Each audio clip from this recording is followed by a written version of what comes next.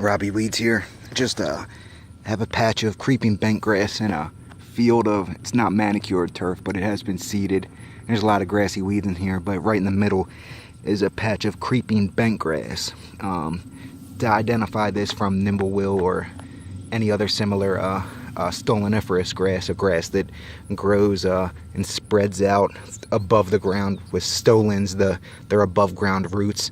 Stolons are just a shoot that comes out, and at the next node it shoots down roots and continues that as it spreads out. And that's why bentgrass is used in putting greens and places where you want almost like a carpet and can be cut very low. When a lot of stoloniferous grasses grow low, prostrate instead of upright, so you can cut them very low, and that's how you get bentgrass fairways and putting greens. But you tell the difference between bentgrass and nimblewill, one, because this grows very thick. It's a lot thicker than a patch of nimblewill. Nimblewill a lot of times will be growing within grass, whereas bentgrass squeezes out a lot of grasses.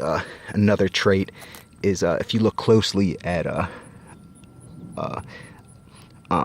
blade of bentgrass, you can see the venation, the striations, the lines along the length of the blade, and that's not as prominent in nimblewill. And another aspect is a ligule. That's some grasses have ligules, some don't, and in that crevice right between the leaf sheath and the right where the leaf or the blade begins, there's some grasses have nothing, some have a couple hairs, and some have a long, it's called a ligule.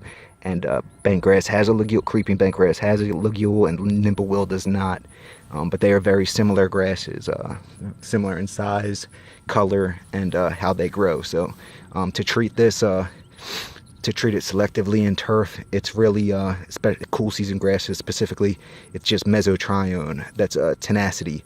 And it's going to need 2 applications with a surfactant. If you are able to do 2 applications, usually you get very, very good control. So that's what I do. Yep, Robbie Weeds out.